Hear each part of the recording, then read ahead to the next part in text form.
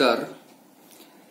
आम्ही सारे रसिक वाचक धायरी पुणे या वाचनप्रेमी समूहातर्फे मी जयंत काळे आपणा सर्वांचं या आगळ्या वेगळ्या कार्यक्रमात सहर्ष स्वागत करतो. आज 13 ऑगस्ट म्हणजेच आचार्य प्रल्हाद केशव अत्रे यांचा जन्मदिन. आमच्या वाचनकट्ट्यातर्फे अत्र्यांना आदरांजली वाहण्याचे जेव्हा आम्ही ठरवलं तेव्हा सर्वच्या सर्व सदस्यांनी उत्स्फूर्तपणे प्रतिसाद दिला. आचार्य अत्रे एक चतुरस्त्र व्यक्तिमत्व हे शीर्षक असलेल्या या कार्यक्रमात अत्र्यांविषयी माहिती, लेख, कविता, त्यांच्या विविध पैलूंवर प्रकाश टाकणारे लेखन असे विविधांगी प्रकटीकरण व्हिडिओद्वारे झाले. ते सर्व आज आम्ही आपल्यासारख्या अत्रे प्रेमींना सादर करीत आहोत. सध्या आमच्यासारख्या वयाच्या 65च्या पुढे मागे असणाऱ्यांपैकी काहींनी अत्र्यांना प्रत्यक्ष पाहिले देखील नाही. तरी देखील अत्रे आपल्याला जवळचे वाटतात. याचं महत्वाचं कारण म्हणजे आमची पिढी त्यांचे विनोद, किस्से, कथा, नाटके, अभ्यासपूर्ण लेखन, अग्रलेख आदी ऐकून आणि वाचून मोठी झाली. लेखक अत्रे, नाटककार अत्रे, पत्रकार अत्रे, संपादक अत्रे, शिक्षणतज्ञ अत्रे, राजकारणी अत्रे, पटकथाकार अत्रे, संमेलनाध्यक्ष अत्रे, चित्रपट दिग्दर्शक अत्रे, विडंबनकार अत्रे अशी अत्र्यांची कितीतरी रूपे समोर येतात आणि आपण स्वतःलाच प्रश्न विचारित राहतो, हे एवढे सगळे गुण एकाच माणसाच्या अंगी कसे काय असू शकतील? 20व्या शतकात आपल्या कर्तृत्वाने, वक्तृत्वाने आणि साहित्याने विविध क्षेत्रात संचार करणारे आचार्य अत्रे हे खरोखरच एक अजब रसायन होते. त्यांच्या विविध क्षेत्रातील कार्याविषयी जाणून घेण्याचा प्रयत्न करणे हाच आजच्या या कार्यक्रमाचा छोटासा प्रयत्न आहे. कऱ्हेचे पाणी हे आचार्यांचे आत्मवृत्त एकूण 5 खंडात प्रकाशित झालेलं आहे. 1963 साली त्याचा पहिला खंड प्रकाशित झाला आणि त्या सर्व खंडांच्या अनेक आवृत्त्या निघाल्या. एका माणसाने एवढे मोठे आत्मचरित्र काय म्हणून लिहावे असा प्रश्न स्वतःच उपस्थित करून त्याला अत्रे स्वतःच्याच प्रस्तावनेत उत्तर देताना म्हणतात, ह्यात मीला महत्व नाही. गेल्या 50 वर्षात महाराष्ट्रात ज्या ज्या ऐतिहासिक, सामाजिक आणि वाङ्मयीन घडामोडी घडल्या त्यांचा इत्थंभूत वृत्तांत सांगण्यासाठी आत्मचरित्र हे एक माझे निमित्त आहे. रोज सकाळी सूर्योदयाबरोबर नवीन जीवन जन्माला येते. चिरंतन नाविन्य म्हणजे जीवन. जीवनाच्या आकर्षणाला अंत नाही. मला जीवनाचा लोभ नाही, पण ओढ आहे. चोहोकडून ते मला हाका मारते आणि त्या ऐकू आल्या म्हणजे शाळेतून सुटलेल्या पोराप्रमाणे सारे देहकण जीवनाकडे धावत सुटतात. आचार्य अत्रे यांच्या कऱ्हेचे पाणी या आत्मचरित्रातील प्रस्तावना सादर करीत आहेत सौ सुमतीताई जोशी आणि त्या प्रस्तावनाचे नाव आहे अर्घ्य. मी सुमती जोशी. कोणी विचारेल की एक लहान माणसाने इतके मोठे आत्मचित्र काय म्हणून लिहावे, त्याला उत्तर असे की ह्यात मीला महत्व नाही. गेल्या 50 वर्षात महाराष्ट्रामध्ये ज्या ज्या ऐतिहासिक, राजकीय, सामाजिक आणि वाङ्मयीन घडामोडी घडल्या त्यांचा इत्थंभूत वृत्तांत सांगण्यासाठी आत्मचरित्रे हे एक माझे निमित्त आहे. हे मराठी समाजाचे चरित्र आहे. मी पाहिलेल्या, मी ऐकलेल्या आणि मी अनुभवलेल्या अनेक व्यक्तींचे, घटनांचे, गोष्टींचे आणि अनुभवांचे हे चरित्र आहे. माझे काम पुष्कळसे प्रेक्षकांचे आणि निवेदकांचे आहे. तुम्ही कोण असे कोणी म्हणेल. मी कोण? मी एक जीवनाचा यात्रेकरू आहे. कसली ना कसली तरी पताका माझ्या खांद्यावर नेहमी असते. जन्मापासून माझ्या पायाला जे एकदा चक्र लागले आहे ते एकसारखे फिरतेच आहे. कोणत्याही एका ठिकाणी मी फार वेळ थांबत नाही. जिथे रमतो तिथे काही वेळ थांबतो. कंटाळलो की पुढे चालू लागतो. कोणत्याही एका व्यवसायात मला रस नाही, कारण व्यवसाय हे काही माझे जीवन नाही. जीवन हाच व्यवसाय आहे. जीवनाची मला विलक्षण जिज्ञासा आहे. सारे मला दिसले पाहिजे, सारे मला समजले पाहिजे, सारे मला आले पाहिजे. ही एकच माझ्या जीवाची तडफड असते. आयुष्याला जीवन का म्हणतात? कारण जीवन म्हणजे पाणी. आयुष्य हे पाण्यासारखे सारखे वाहत राहिले तरच ते जीवन. साचून राहिले तर ते डबके. जीवन म्हणजे एक प्रचंड मौज आहे. तिचा किती आस्वाद घ्या, कंटाळा कधी येत नाही आणि तृप्ती कधी होतच नाही. जीवनाचे हे विलक्षण माझ्यामध्ये कसे आले? लहानपणापासून निसर्गाची व इतिहासाची मला सोबत मिळाली. ब्रह्मदेवाच्या कमंडलूतून उगम पावलेल्या करेच्या काठी मी जन्माला आलो आणि त्याच्याच अंगाखांद्यावर जेजुरीच्या खंडोबाच्या भंडाऱ्याने वाढलो, मोठा झालो. उषाला शिवाजी महाराजांचा पुरंदर किल्ला अष्टप्रहर पहारा करी, तर श्री सोपानदेवांची भक्तिविण शेजारी सदैव माझे. जे रम्य आणि भव्य आहे त्यांचे दर्शन खेडेगावातच घडते. पावलं पावली परमेश्वर तुमच्याशी बोलत असतो तिथे. त्याची कृपा नदीच्या रूपाने तुमच्या घराजवळ वाहत असते. शिवारामधल्या शेतात डोलणाऱ्या पिकावरचा वारा परमेश्वराचा सुवासिक वासच प्रतिक्षणी घेऊन येतो. शहरात राहायला आलो तर निसर्गाची संगत मी कधीच सोडलेली नाही. मुंबईचा सागर आणि कंडाळ्याचा डोंगर हे माझे सोबती आहेत. जीवनाच्या आनंदामधून माझे वाङ्मयाचे वेळ निर्माण झाले आहे. वाङ्मयापेक्षा मला अधिक प्रिय काही नाही. वाङ्मय म्हणजे जीवनाचा अनुभव, जीवनाचा शोध, जीवनाचे जे जे अनंत साक्षात्कार मला घडले ते प्रकट करण्यासाठीच मी वाङ्मयाचा आसरा घेतला. मी आयुष्यात पुष्कळच भटकलो, पण वाङ्मयाची सेवा सोबत कधीच सोडली नाही. जीवनाची सेवा मी वाङ्मयानेच केली आहे. मी गुणांचा पूजक आहे, हे माझे सर्वात मोठे सामर्थ्य आहे. भुंगे जसे फुलांवर झेप घेतात तसे गुण मला दिसले की मी त्याचवर तुटून पडतो. चांगल्या गोष्टीवर प्रेम करण्याची मला उपजत आवड आहे. सद्गुणांच्या ताराशी जन्मभर मी जी माधुकरी मागितली त्या शिदोरीवर आजपर्यंत मी गुजराण करीत आलो आहे. माझे जीवन हे एक आदर्श आहे असा मुळीच माझा दावा नाही. माझ्या विचारामध्ये, उच्चारात, आचारात आणि प्रमाणात झाले असतील, अजूनही होतील, पण मी जे काही केले ते निर्भयतेने, निजाशेने आणि संतोषाने केले आहे. लोक काय म्हणतील याचा मी कधीच पर्वा केलेली नाही. समाजातील अनेक रूढ संकेतांविरुद्ध मी कंठ पुकारले आहे. माझ्या शब्दकोशात भय हा शब्दच नाही. खरा मृत्यूच्या आधी भित्री माणसे शेकडो मरतात, म्हणून त्यांना ढोंगाचा आधार घ्यावाच लागतो. आयुष्यात मी काय वाटेल ते केले असेल, पण ढोंग कधी केले नाही. ढोंगाचा मी पहिल्यापासून शत्रू. माझ्या नाटकातून, चित्रपटातून, वृत्तपत्रातून ढोंगाचे मी क्रूरपणाने बाबाडे काढले. गेली 50 वर्षे समाजाच्या सर्व अंतरंगातून मी वावरलो आहे. मजुरांपासून ते महाराजांपर्यंत, शाळा मास्तरांपासून तो दिल्ली मालकापर्यंत आणि कंगालांपासून ते कुबऱ्यापर्यंत मी अनिरुद्ध संचार केलेला आहे. त्यामुळे समाजाच्या बहिरंगामध्ये आणि त्याच्या अंतरंगामध्ये एवढी फारकत आहे याची जाणीव माझ्या इतकी दुसऱ्या कोणालाही असणे शक्य नाही. आज जीवनाच्या सर्व क्षेत्रामध्ये दंभाचा आणि ढोंगाचा जो गुजबराट झालेला आहे त्याचे कारण यात सत्य काय आहे हे जाणण्याचे आणि सांगण्याचे फार थोड्या लोकांत धैर्य आहे. ते धैर्य दाखवण्याचा मी प्रयत्न केला आहे. महाराष्ट्राचा मला प्रखर अभिमान आहे. भारतात जन्माला येणे हे दुर्लभ असते, तरी महाराष्ट्रात जन्माला येणे हे दुर्लभ तर आहे. दुर्लभम भारते जन्म महाराष्ट्रे तोती दुर्लभम. शौर्य आणि साधुत्व यांचा दुर्मिळ संगम या भूमीत झालेला आहे. अशा या महाराष्ट्रावर द्विभाषिक राज्यास जबरदस्तीने लागून काँग्रेसच्या राज्यकर्त्यांनी महाराष्ट्राच्या इतिहासाला आणि कर्तृत्वाला आव्हान दिले होते.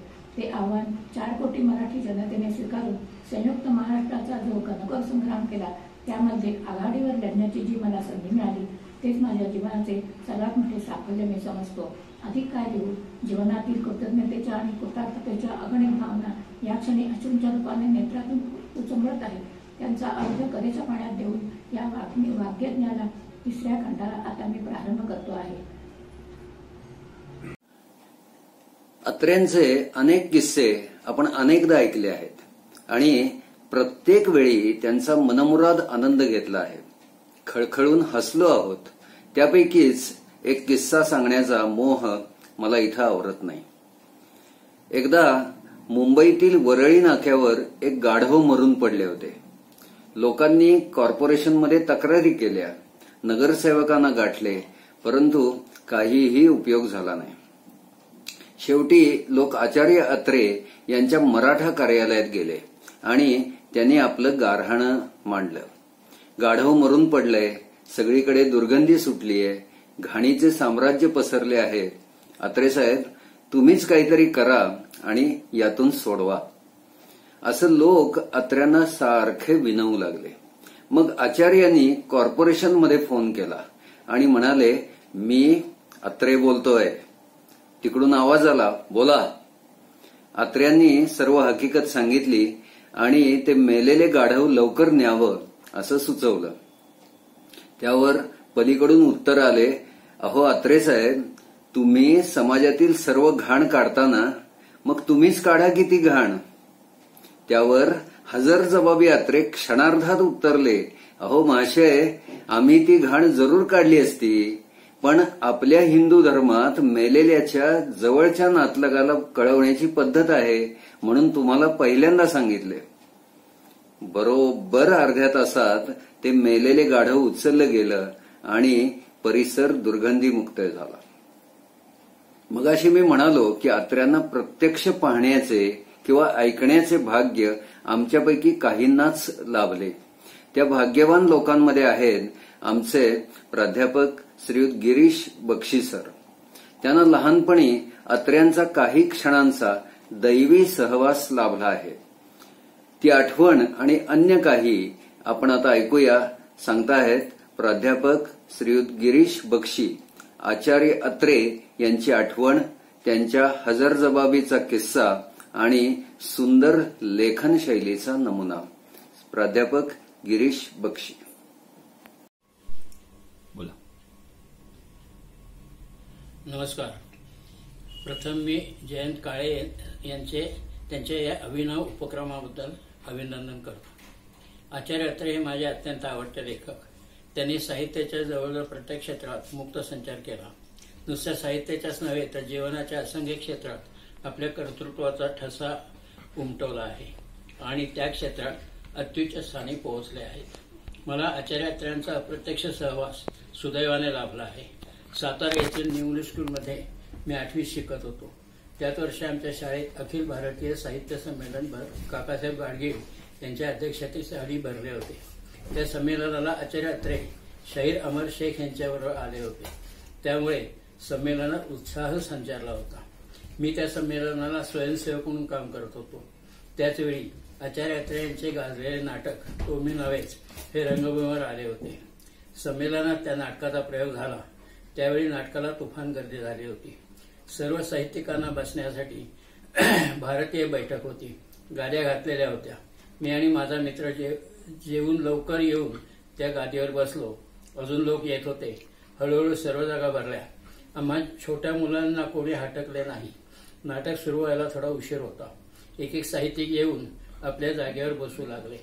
थोड्या वेळाने एकदम टाळ्यांचा गजर झाला. पाहतो तो प्रत्यक्ष आचार्य अत्रे नाटकाचे लेखक आले आणि माझ्यापासून 2-3 फुटावर असलेल्या जागेवर येऊन बसले. मला अतिशय आनंद झाला. त्यांच्या इतर साहित्यिकांबरोबर गप्पा सुरू झाल्या. त्यांचे हास्य विनोद रंगू लागले. आम्हालाही मजा वाटत होती. एवढ्यात त्यांचे लक्ष शेजारी बसलेल्या आम्हा दोघांकडे गेले. मी थोडा घाबरलो, पण त्यांनी माझ्या पाठीवर हळूवार सपाटा घातला आणि म्हणाले, मुलांनो, आमच्या मोठ्यांच्या गप्पा ऐकू नका. तुम्ही नाटक बघा. इतक्या लहानपणी एवढ्या थोर साहित्यिकाच्या हाताचा अनपेक्षित झालेला स्पर्श मला आयुष्यभरचा आनंद देऊन गेला. आचार्य अत्रे विनोदी होते, तितकेच हजरजबाबी होते. त्या संमेलनात घडलेला त्यांच्या हजरजबाबीपणाचा किस्सा. सातारच्या संमेलनात साहित्यातले अश्लीलता या विषयावर परिसंवाद चालू होता. अश्लीलतेच्या विरुद्ध प्राध्यापक श्रीके क्षीरसागर बोलत होते, तर अश्लीलतेच्या बाजूने आचार्य अत्रे बोलत होते. दोन्ही बाजू आपापला मुद्दा ठासून सांगत होते. परिसंवाद रंगात आला. इतक्यात एक श्रोता उभा राहून क्षीरसागरांच्या बाजूने बोलू लागला.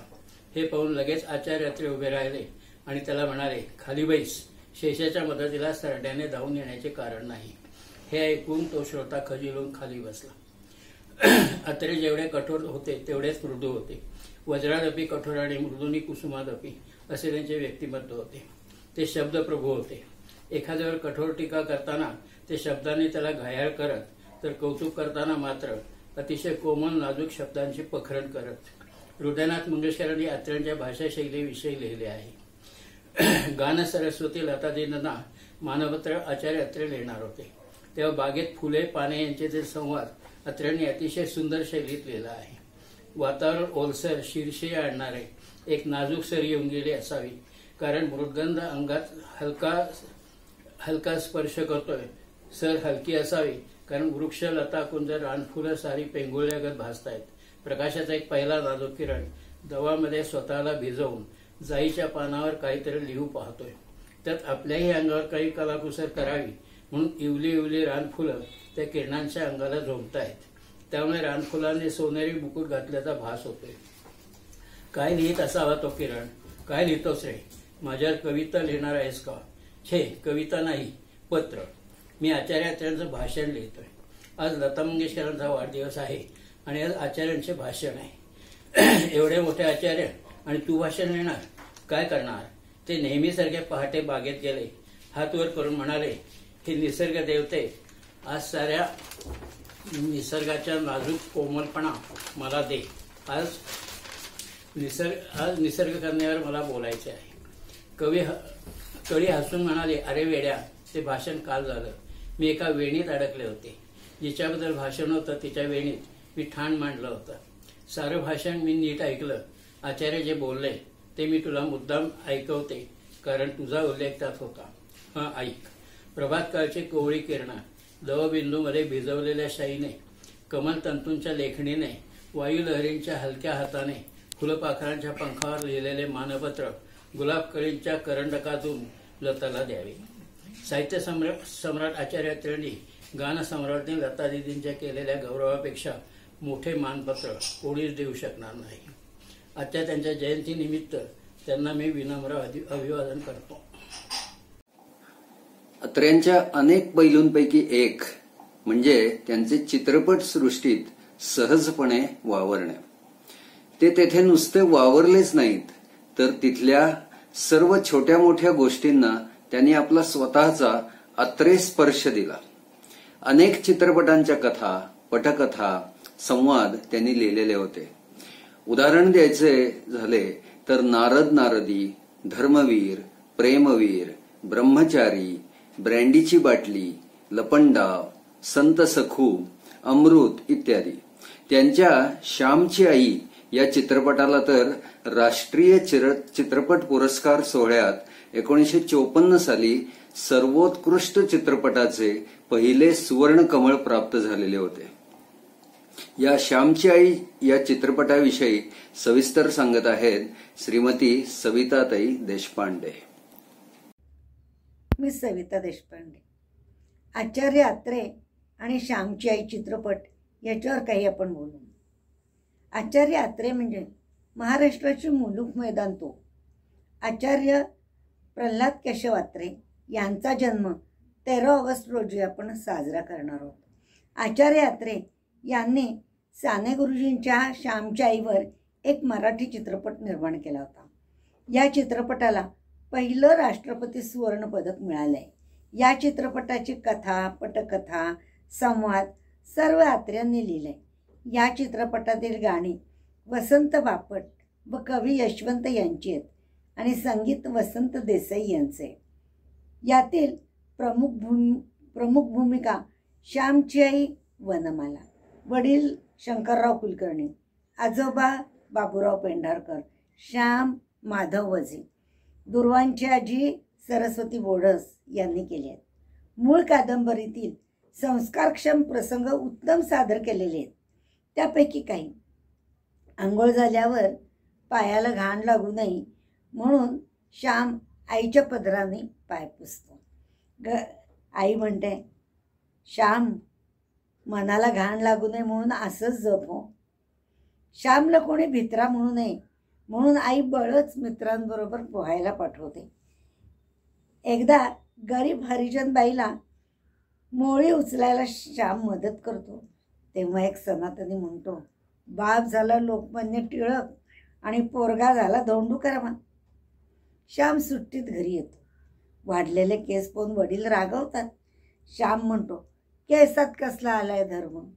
आई म्हणते, अरे केस वाढवणं हा मोह नाही का, आणि मोह टाळणं म्हणजे धर्म नाही आहे का. असे अनेक संस्कारक्षम प्रसंग सिनेमात आहेत.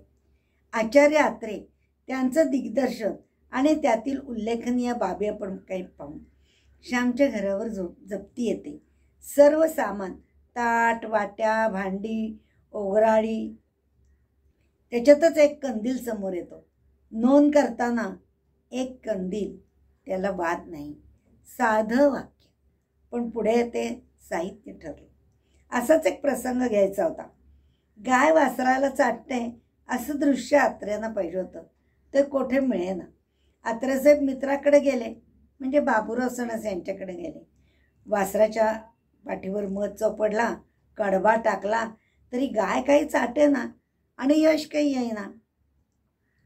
शेवटी पॅकअपची ऑर्डर दिली. ते स्वतःलाच दोष देऊ लागले. मीच मूर्ख आहे, मी महामूर्ख आहे. कोणाला कळे ना कशा करता बोलतात ते. पुढाऱ्यांचं जनतेवर प्रेम नाही तर त्या घरात गाय कशी वासराला चाटणार हे मलाच कळायला पाहिजे होतं. अशी चित्रपटात एक 4 गाणी आहेत, त्यातली आपण 1-2 पाहूया. श्याम मास्तरांच्या वेशात येतो. पुणेरी जोडे आणि हातात छडी असते. छडी लगे छम छम, विद्या येई घम घम, छम छम छम. याचं शूटिंग चालू होतं. पुढे श्याम म्हणतो, मोऱ्या मूर्खा गोप्या गद्या देते सर्वदम. हे म्हणताना एका मुलाचा तो कान पिरगुळतो. श्यामच्या आईच्या तोंडी चिंधी हे पारंपरिक गीतांचं शूटिंग चालू होतं. गीताचे बोले, बरे जरी ग पितांबर दिला फाडून, द्रौपदीशी बंधू शोभे नारायण. आशा भोसलेंच्या तोंडात असंच एक गीत आहे. त्याचे बोल आहेत, आई म्हणून कोणी आईस हाक मारी, ती हाक येई कानी मज होय शोककारी. स्वामी तिन्ही जगाचा आई विना भिकारी. आचार्य अत्र्यांचं केवढं हे उत्तुंग व्यक्तिमत्व. आचार्य अत्रे जेव्हा पारितोषिक घ्यायला गेले त्यावेळेला पंतप्रधान नेहरूंना भेटले. त्यावेळी अत्र्यांची ओळख करून देताना हे शिक्षक आहेत, मुख्याध्यापक आहेत, कवी आहेत, लेखक आहेत, नाटककार आहेत, जनतेचे पुढारी आहेत आणि वक्ता पण आहेत. हे चित्रपट निर्माते आहेत. आचार्य अत्रे यांचं उत्तुंग व्यक्तिमत्व पाहून पंडितजींना खूपच प्रभावित केलं होतं. अशी व्यक्ती होणे नाही. प्रख्या अत्र्यांना त्रिवार वंदन. श्यामचे हा चित्रपट यूट्यूबवर जरूर बघा. अत्र्यांचे साहित्यिक गुण त्यांच्या दोन्ही मुली म्हणजे शिरीष पै आणि मीना देशपांडे यांच्याकडे आपोआपच म्हणजे रक्तातूनच आले. विशेषतः शिरीष पैंनी साहित्य क्षेत्रात स्वतःचे असे वेगळे नाव केले. हायकू हा त्यांचा काव्य प्रकार खूपच गाजला होता. आचार्य अत्र्यांचा एकमेव काव्यसंग्रह म्हणजे गीतगंगा. या काव्यसंग्रहावर शिरीष पै काय म्हणतात ते आता आपण ऐकूया सौ विजयाताई ठकार यांचेकडून. अत्र्यांचा काव्यप्रवास गीतगंगा. लेखिका शिरीष पै, सादरकर्त्या सौ विजयाताई ठकार. नमस्कार, मी विजया विनायक ठकार. प्रके अत्रे यांच्या जन्मदिनी म्हणजे 13 ऑगस्टला गीतगंगा या त्यांच्या एकमेव काव्यसंग्रहाविषयी त्यांची मुलगी शिरीष पै यांनी आचार्य अत्रेंचा काव्यप्रवास कसा झाला हे सांगितले आहे. प्रके अत्रेंच्या आजोबांना भजनाचा खूप नाद होता. ते गोड गायचे. एक तारी व बाबूंना घेऊन, बाबू म्हणजे त्यांचे लाडके नाव बरं का, मंदिरात जायचे आणि भजने म्हणायचे. आजोबांनी त्यांच्याकडून आर्या, दिंड्या, पदे पाठ करून घेतली आणि भन्नाट बुद्धी असलेल्या बाबूला मग काय जिकडे तिकडे पाहिले की कविताच कराव्या वाटू लागल्या. एकदा देवळात हरिदास बुवा भारूड म्हणू लागले, भवानी आई रोडगा वाहिन तुला. झाले. घरी आल्यावर पुरंदरेच्या वाड्यात काम करणाऱ्या स्वयंपाकीण बाईवर पुढील कविता रचली. सीताबाई वर्णू किती तव गुण, डोळा काना तोंड वाकडे, बधीर असती तव कर्ण, एकादशीला उपास करुणी, खाई कांदा लसूण. त्यावेळी अत्रेंचे वय फक्त 9 वर्ष होते. झेंडूच्या फुलाचे बीज याच वयात रोवले गेले. झेंडूचे फुले हे विडंबन घरोघरी महाराष्ट्रात पोहोचले, पण यामुळे त्यांचा दुर्मिळ असा एकुलता एक गीतगंगा हा काव्यसंग्रह कुठल्या कुठे लुप्त झाला. 1916 ते 1921 या कालावधीत अत्र्यांनी विपुल काव्यरचना केल्या. फर्ग्युसन कॉलेजच्या मासिकातून मकरंद या टोपण नावाने, तर उद्यान, नवभुज, काव्यरत्नावली, अरविंद, मनोरंजन, महाराष्ट्र साहित्य या मासिकातून केशव कुमार या टोपण नावाने आपल्या कविता प्रसिद्ध केल्या. पुढे पुढे त्यांचे मन पद्य या साधनेतून उडाले. वैज्ञानिक प्रगती होत असताना चंद्र चांदण्यात चातक चकोर यातच काव्य अडकले आहे. झाडावर पशु पक्षी ओरडणाऱ्या कोकिळेपेक्षा पोटात ओरडणाऱ्या कावळ्यावर कविता लिहायची वेळ आली आहे. त्या काळात संस्कृत प्रचूर काव्यरचना करणारी मंडळी गोविंदग्रजांचा उपहास करीत. हे अत्रेंना मुळीच पटत नव्हते. आपल्या गुरूंचा उपमर्द त्यांना सहन झाला नाही आणि त्यांनी धारदार शब्दाने विडंबनाचे शस्त्र उपसले. अत्रे म्हणतात, मी मूळचा भावनाप्रधान माणूस. मला बालकवी व्हायचे होते, मला गडकरी व्हायचे होते, पण झाले भलतेच. देवाच्या आळंदीला जायचे होते, पण पोहोचलो चोराच्या आळंदीत. असं गीतगंगेमधला भावनाप्रधान कवी जो गोविंदाग्रज बालकवी परंपरेतला आहे, पुढे तो हरवला की काय असे त्यांना वाटू लागले. गीतगंगेच्या प्रस्तावनेत अत्रे म्हणतात, माझ्या कवितेत गेयता हा एक काव्याचा गुण आपल्यात नाही असे ते मानतात. पण आजीचे घड्याळ, वर आणि खाली, हिमपतन, पत्थर आणि फुले, सुएज कालवा या कवितेत गेय आहे. त्यांच्या कविता सरळ, साध्या, सोप्या आहेत. अर्थसदनता गमावून बसलेल्या नाहीत. रजनी फुले, फुलपाखरे, पाना आड दडलेल्या फुलास या कवितेवर बालकवीची छाप आहे. तर चिरविरह, उत्कंठा, मानवी अपूर्णता या कवितेवर गोविंदाग्रजांची छाप आहे. त्यांचा मूळ भावनाप्रधान कवी पुढील कवितेतून जाणवतो. प्रीतीच्या हसऱ्या कळ्या उमलल्या, जागे तुझ्या अंतरी, त्याची माळ सुरेखशी रचुनिया त्या अर्पिलीत मतकरी, तुझा हा उपकार गोड सखये फेडू तरी मी कसा, देव काय तरी तुला परत मी हा भिकारी असा. प्रथम पत्नीच्या विरहातील पुस्तकातील खून ही कविता त्यांच्या उत्कृष्ट कवितापैकी एक कविता आहे. पुरे गोष्टी वाचणे करा गोष्टी, म्हणे फिरवा क्षणभरी वरदृष्टी,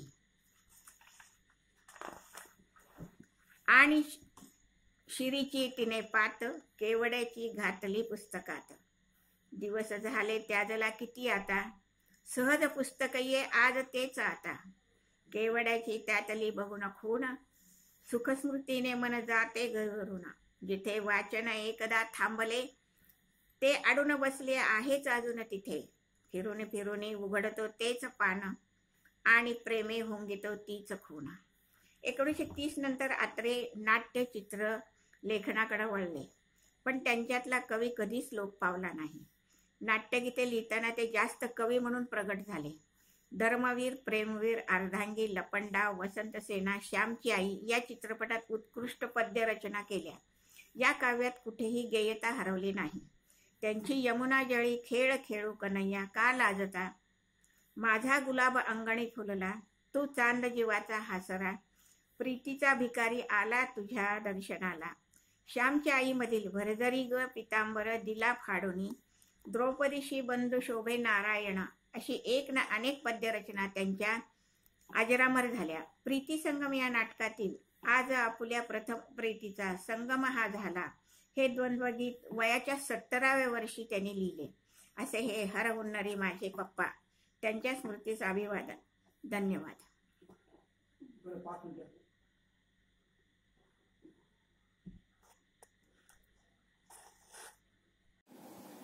अत्र्यांच्या मध्ये आत जसा एक विनोदी मुलगा दडलेला होता, तसाच एक विडंबनकारही दडलेला होता.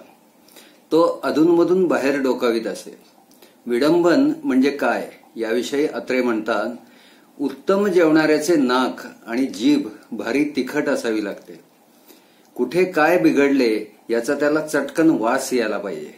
कोणता माल मसाला कुठे जास्त पडला आणि कुठे कमी पडला हे ताबडतोब त्याच्या चवीला समजले पाहिजे. तसेच विडंबनकाराचे आहे. त्याचा कान इतका तयार असावा लागतो की काव्यामधले शब्दसंगीत आणि ध्वनी सौंदर्य कुठं साधलं आहे आणि कुठं बिघडलं आहे हे चटकन त्याच्या ध्यानात आले पाहिजे.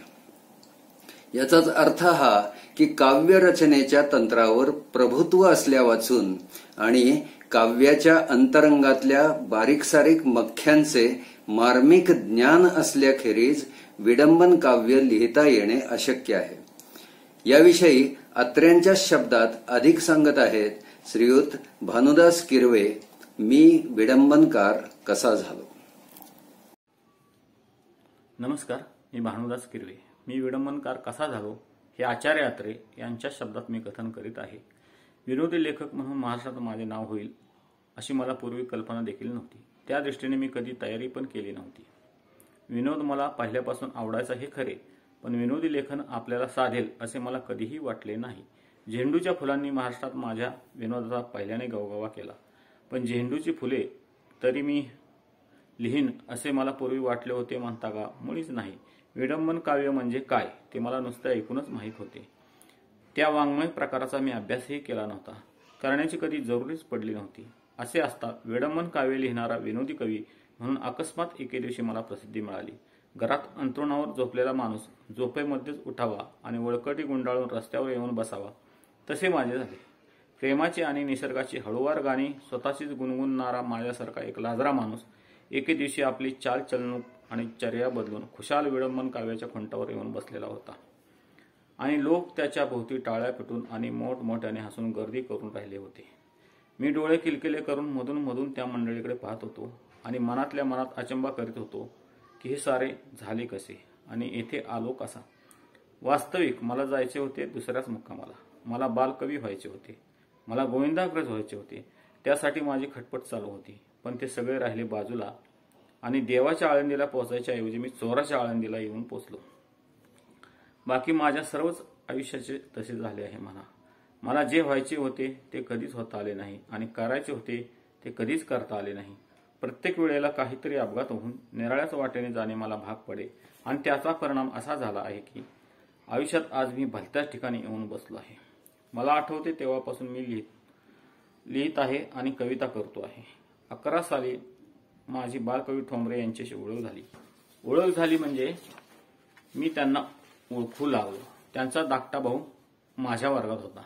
1-2 वेळा मी त्यांच्या घरी गेलो आणि माझ्या काव्यलेखनाचे मी त्यांना गुरु केले. 14 साली गडकऱ्यांचा ने माझा परिचय झाला. त्यांचाही धाकटा भाऊ माझ्याच वर्गात होता. गडकऱ्यांच्या कविता मला अतिशय आवडत. बहुतेक साऱ्या मला जवळजवळ तोंडपाठच होत्या म्हणानात, पण गडकऱ्यांच्या कवितेचा माझ्या काव्यावर परिणाम झाला नाही. माझे वळण बालकवींचेच राहिले. बालकवीच्या काव्यांची जादूचमुळे अशी काही विलक्षण होती की त्याचे अनुकरण करण्याचा मोह गडकऱ्यांना देखील टाळता आला नाही. मग माझी कथा काय? वाङ्मयीन आयुष्याच्या अगदी प्रारंभाला गडकऱ्यांचा आणि बालकवींचा माझा निकटचा संबंध आला. त्याचा एक परिणाम असा झाला की वाङ्मयाच्या शुद्ध आणि अभिजात परंपराची मला गोडी लागली आणि त्या बाबतीतली माझी अभिरुची अतिशय खास्ट आणि चोखंदळ बनली.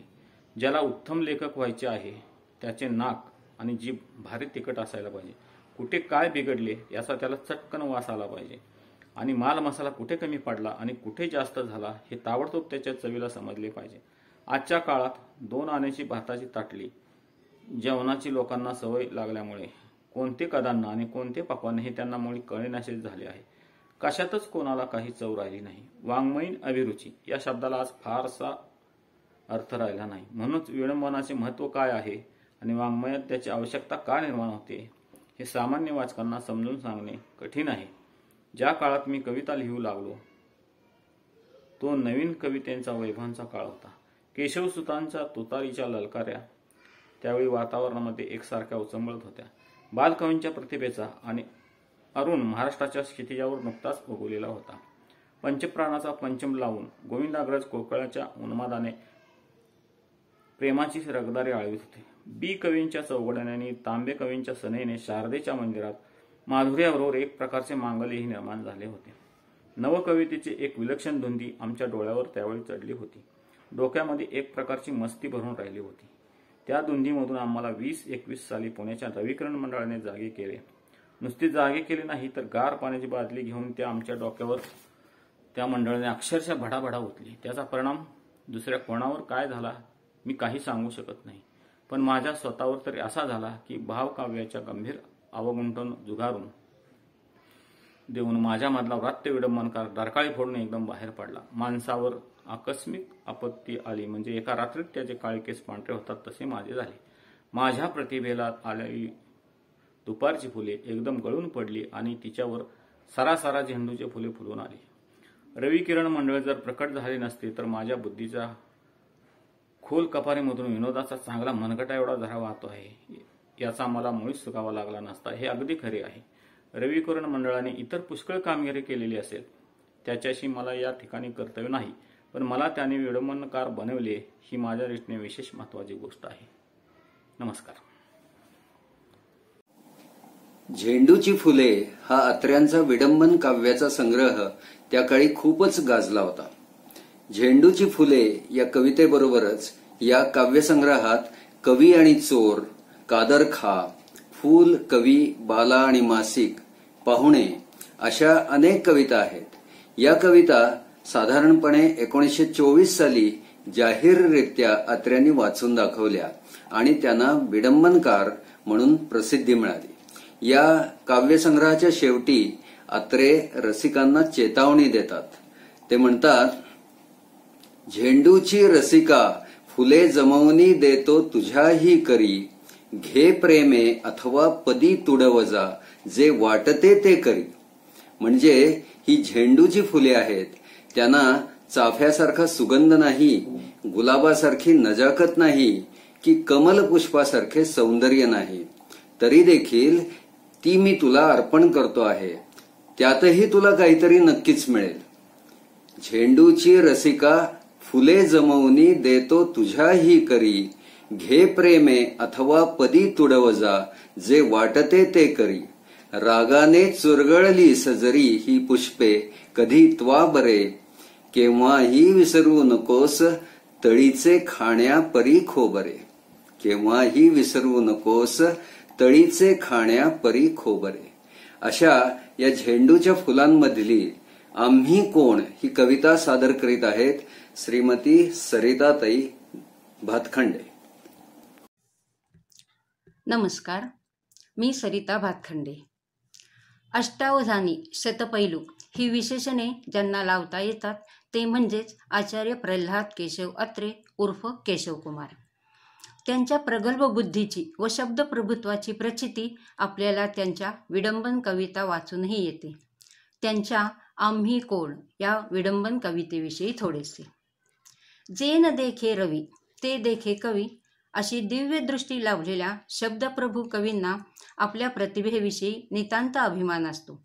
पण कोणी अरसिकांनी त्यांना डिवचले तर मात्र हे स्वाभिमानी बाणा असलेले कवी या जगातील आपले स्थान त्याला दाखवून देतात. कवी म्हणतात, आम्ही कोण म्हणून काय पुससी, आम्ही असू लाडके, देवाचे दिधले असे जगते, आम्हास खेळावया. कवींचं मोठेपण वर्णन करण्यासाठी कवितेच्या शेवटी कवी म्हणतात, आम्हाला वगळा गतप्रभजणी होतील तारांगणे, आम्हाला वगळा विकेल कवडी मोलावरी हे जणी. आपल्या दिव्य दृष्टीच्या सामर्थ्यामुळे कवींचे समाजात असलेले अढळ स्थान आधुनिक मराठी कवितेचे जनक कृष्णाजी केशव दामले उर्फ केशवसूत यांनी आम्ही कोण या कवितेत अधोरेखित केले आहे. केशवसूतांचा पूर्ण आदर ठेवून आचार्य अत्रे यांनी आम्ही कोण या कवितेचे विडंबन केले आहे. आपल्या प्रतिभाबलाने शब्दसृष्टी निर्माण करणारे जसे कवी असतात तसेच वाङ्मय चौर्य करून आपल्या बुद्धीची शेखी मिरवणारे महाभागही समाजात असतात. हे लोक आपण मोठे कवी असल्याचा फुका अभिमान बाळगत असतात. त्यांच्या या अहंकाराचा फुगा आचार्य अत्रे आम्ही कोण या आपल्या विडंबन कवितेद्वारे फोडतात. ती कविता अशी. आम्ही कोण म्हणून काय पुसता दाताड वेंगाडूनी, फोटो मासिक पुस्तकात न तुम्ही का आमुचा पाहिला, किंवा गुच्छ तरंग अंजली कसा अद्यापि न वाचला, चाले ज्यावरती अखंड स्तुतीचा वर्षाव पत्रातुनी. आम्ही कोण म्हणून काय पुसता दाताड वेंगाडूनी. हे कवी महाशय म्हणतात, आम्ही इतके सुप्रसिद्ध आहोत पण आमचा साधा फोटोही तुम्ही मासिकात पाहिला नाही म्हणजे कमालच आहे. अनेक रसिक वाचक आमच्यावर स्तुतिस्तुमने उधळतात, याकडे तुम्ही का कानाडोळा करता. ते आम्ही परवाङ्मयातील करू चोरून भाषांतरे, ते आम्ही न कुणास देऊ अगदी याचा सुगावा परी, डोळ्या देखत घालुनी दरवडा आम्ही कुबेरा घरी, त्याचे वाग्धन वापरून लपवू ही आमुची लक्तरे. आम्ही कोण म्हणून काय पुसता दाताड वेंगाडूनी. आम्ही दुसऱ्यांचे शब्दधन इतके बेमालूमपणे चोरतो की त्याचा सुगावा कोणालाच लागत नाही. प्रसिद्ध कवींचे शब्द भांडार वापरून आम्ही आमचे वैचारिक दारिद्र्य झाकून टाकत असतो. केवढे हे आमचे शौर्य. काव्याची भरगच्च घेऊनी सदा काखोटीला पोतडी, दावू गावूनी आमुच्याच कविता आम्हीच रस्त्यामध्ये. दोस्तांचे गट बैसवून करूया आम्ही तयांचे उदे, दुश्मनावर एक जात तुटुनी की लोंबवू चामडी. आम्ही कोण म्हणून काय पुसता दाताड वेंगाडूनी. आमचे काव्य भांडार काखोटीला मारूनच आम्ही रस्तोरस्त्री भटकत असतो. मित्रांचे फड जमवून बरेच त्यांना कविता ऐकवतो. आमच्या शत्रूवर आम्ही कुरघोडीच करतो. असे हे आमचे एक एक पराक्रम. आम्हाला वगळा गतप्रभजणी होतील साप्ताहिके, आम्हाला वगळा खलास सगळी होतील नामासिके. आम्ही कोण म्हणून काय पुसता दाताळ वेंगाडूनी. आमची महती ती काय वर्णावी. आम्ही काव्यलेखन थांबवले तर साप्ताहिके मासिके यांची 100 भरलीच म्हणून समजा. अशा प्रकारे उत्तम वाङ्मयाचे चौर्यकृत्य करून आपली प्रौढी मिरवणाऱ्या, स्वतःला थोर कवी म्हणविणाऱ्या दरिद्री कवींच्या घातकी प्रवृत्तीवर आचार्य अत्र्यांनी उपहासात्मक टीका केली आहे आम्ही कोण या विडंबन काव्यामध्ये. धन्यवाद.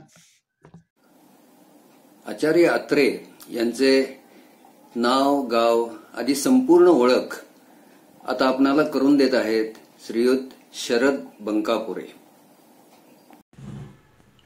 शरद दिगंबर बंकापुरे.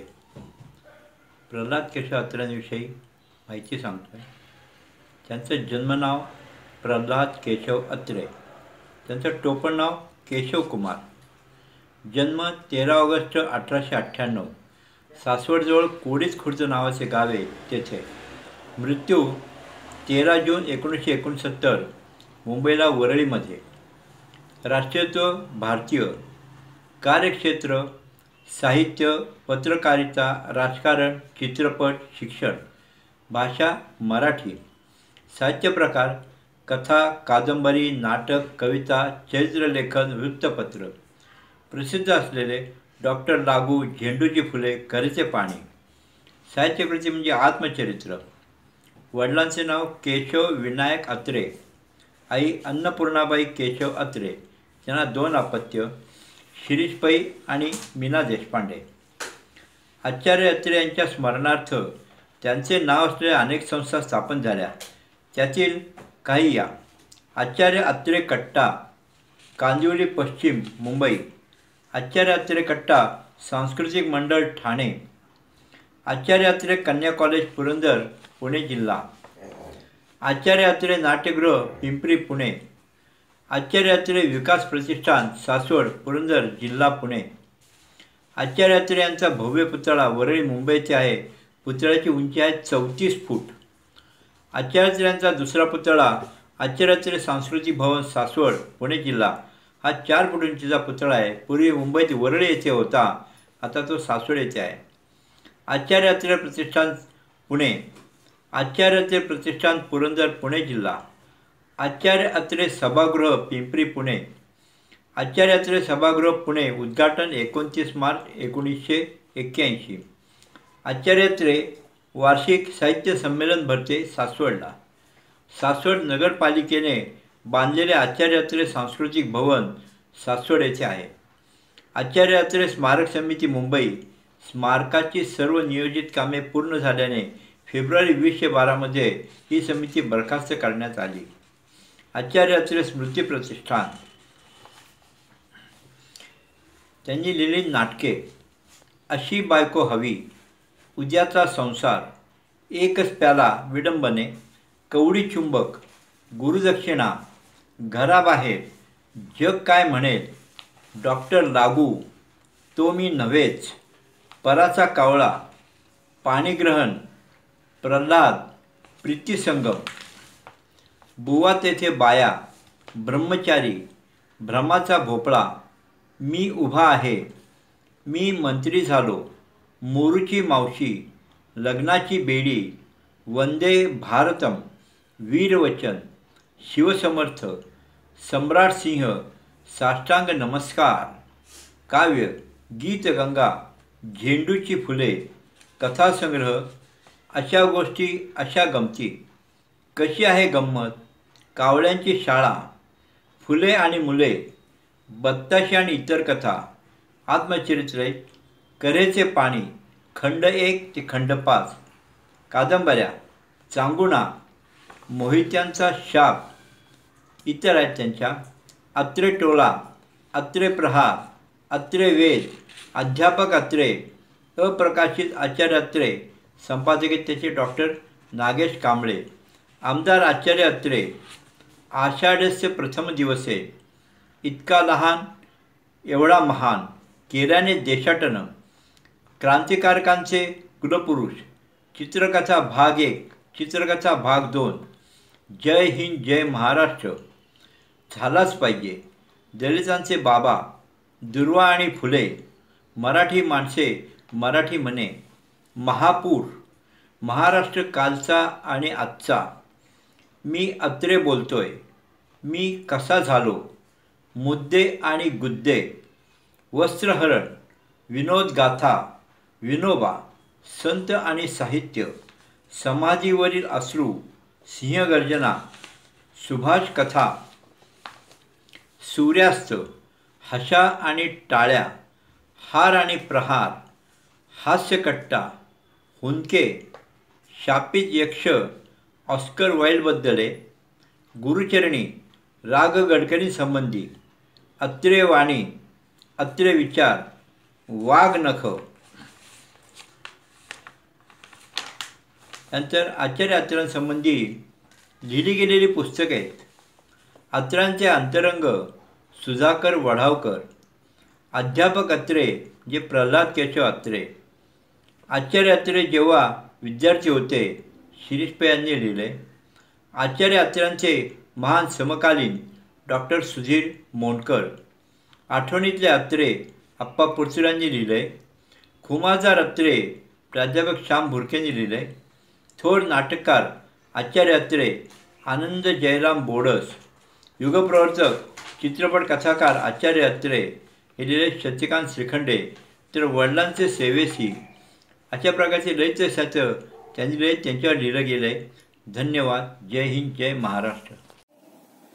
अत्र्यांनी जीवनावर अतोनात प्रेम केले. जीवनावर बोलताना ते म्हणतात, कोणत्याही एका व्यवसायात मला रस नाही, कारण व्यवसाय हे काही माझे जीवन नाही.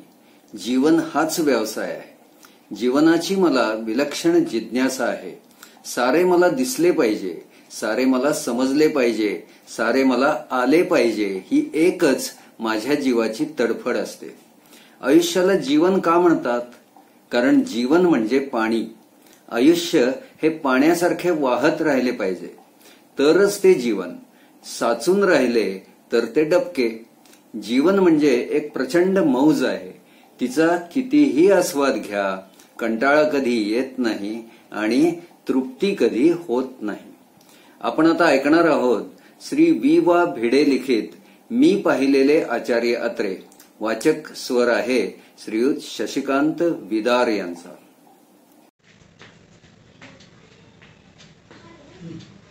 मी शशिकांत यशवंत विदार. मी अत्रे बोलतोय. या श्रीयुत वा. वि. भिडे यांच्या पुस्तकानुसार काही अविस्मरणीय लेखनाबाबत आपणाशी संवाद साधत आहे. संपूर्ण महाराष्ट्राला परिचित असणारे व्यक्तिमत्व म्हणजे कवी, नाटककार, लेखक, पत्रकार, शिक्षक अशा अनेक नावांनी आपण त्यांना ओळखतो. असे बहुआयामी आणि बहुरंगी व्यक्तिमत्व असणारे अत्रे विनोदी लेखक म्हणून सुद्धा सुपरिचित आहेत. त्यांचा व्यासंग बहुव्यापी होता. सासवडला त्यांचे बालपण गेले. मामाकडे राहायला आल्यानंतर पुण्याचे बघितलेले रूप आपल्या डोळ्यात साठवून ठेवणारे अत्रे पुढे काही वर्षानंतर पुण्यातच स्थायिक झाले. मी कवी कसा झालो याबाबत अत्रे सांगतात. काव्य प्रसिद्धीसाठी जरी मी वडिलांचे नाव घेतले तरी काव्याची व माझ्या वडिलांची शालेय सृष्टीबाहेर उभ्या हयातीत तरी गाठ पडली असेल किंवा नाही याची मला शंका आहे. कुलकर्णी, दुष्काळी कारकून, पोलीस कॉन्स्टेबल, म्युनिसिपल सेक्रेटरी अशा एकाहून अनेक वरचढ गद्य आणि वृक्ष गद्यात त्यांचे आयुष्य गेले. काव्याचे एखादे चरण देखील स्वतःशी गुणगुणताना मी त्यांना कधी ऐकले नाही. आईच्या या घराण्यात मात्र गाण्याची आवड भरपूर होती. आपल्या वाचनप्रेमीविषयी अत्रे म्हणतात की माझ्या सुदैवाने मला त्यावेळी वाङ्मयाची आवड असणारे महादेव रामचंद्र सुभेदार नावाचे एक शिक्षक लाभले. ते हरिभाऊ आपटे यांच्या कादंबऱ्या मराठीतल्या तासाच्या हप्त्याने सांगत. त्यामुळे माझ्या कल्पनाशक्तीची जोपासना होण्यास अतोनात मदत झाली.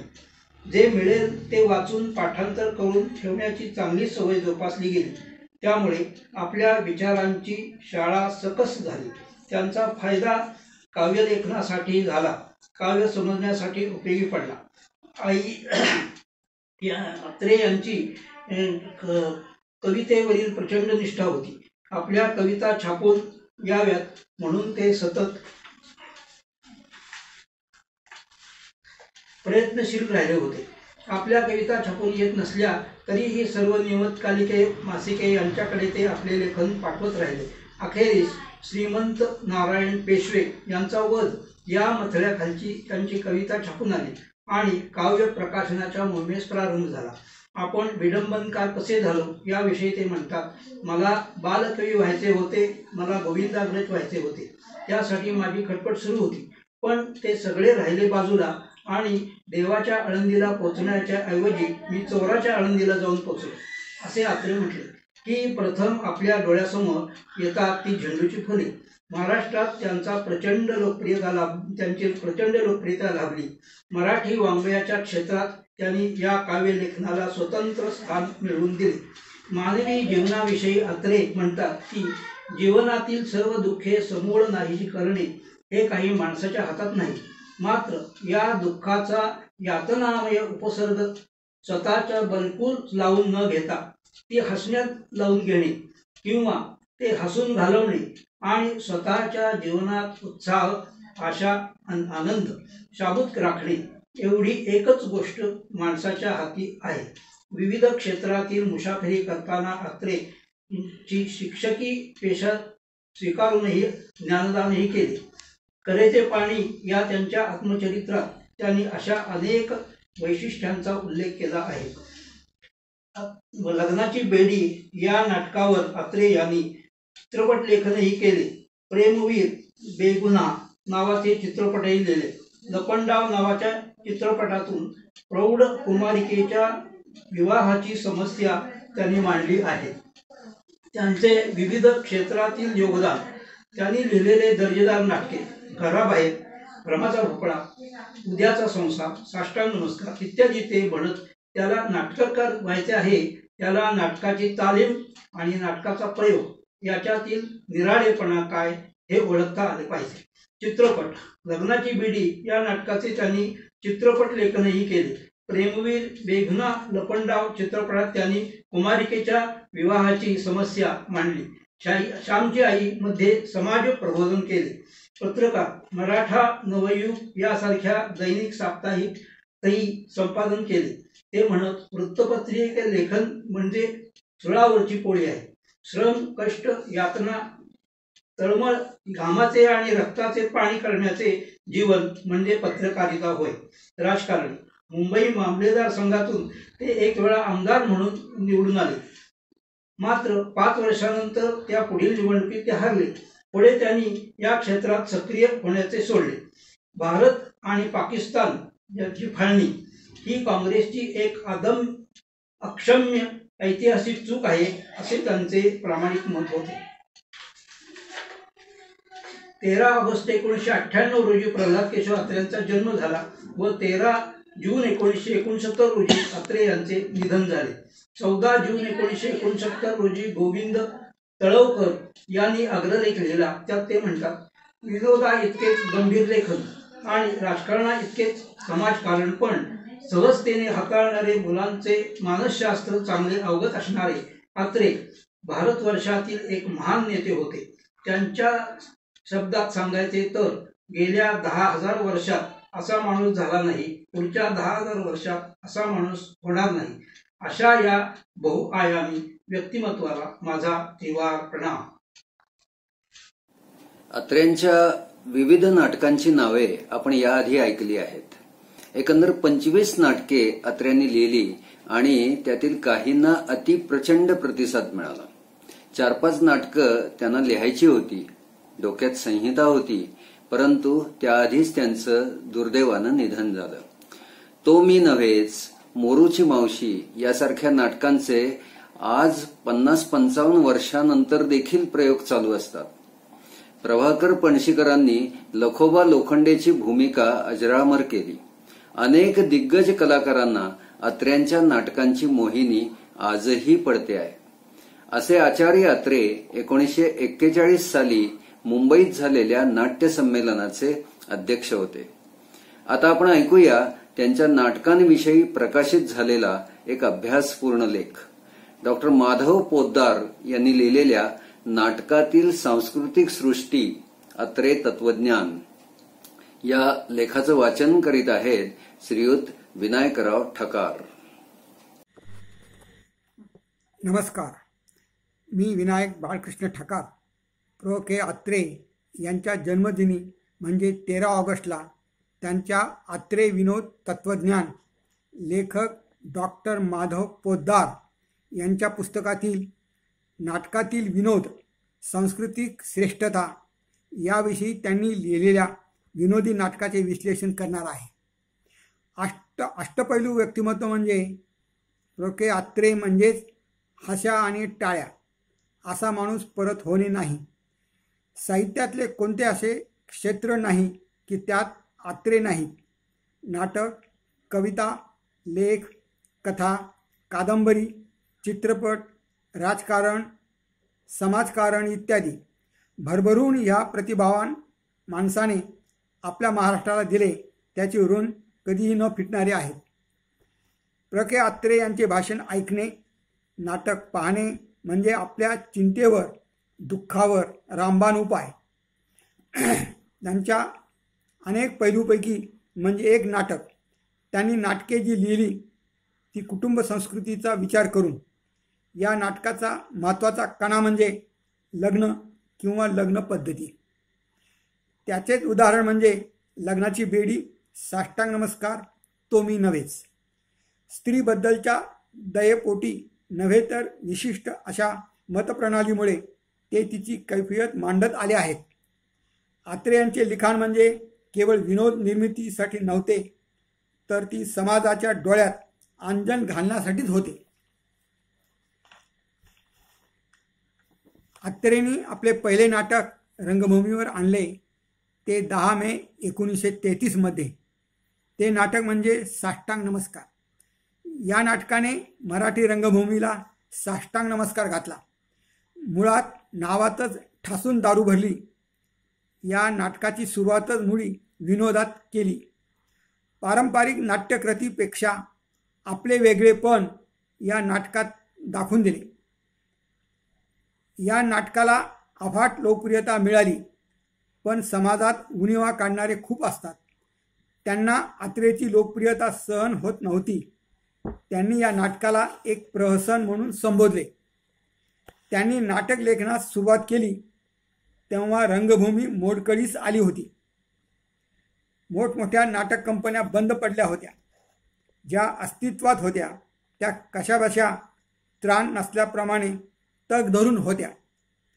अत्रेच्या भाषेत अखेरच्या अवस्थेत क्षयरोगाप्रमाणे लोकांना नमस्कार केल्याशिवाय चमत्कार घडणार नाही हे त्या काळात फक्त अत्रेंनीच ओळखले होते. त्यांनी पुण्यातली मंडई संस्कृती आणि मंदिर संस्कृती अतिशय बारकाईने पाहिली होती. त्यांनी नगर वाचनालयापासून ते नगरकर तालमीपर्यंत खूप काही पाहिले होते आणि त्याचा त्यांनी आपल्या नाटकात विनोदी वाङ्मयात भरपूर उपयोग करून घेतला आणि यातूनच त्यांना साष्टांग नमस्कारातील राव बहादूर सापडला असेल. लग्नाची बेडी हे नाटक 1936 साली रंगभूमीवर आले. हे एक एव्हरग्रीन नाटक आहे. 1946 साली उद्याचा संसार, जग काय म्हणेल ही नाटके आणली. घराबाहेर या नाटकात दुर्दैवी स्त्रीची कहाणी आहे. असहाय्य स्त्री जाचाला कंटाळून घराबाहेर पडते. 1934 साली हे नाटक रंगभूमीवर आले.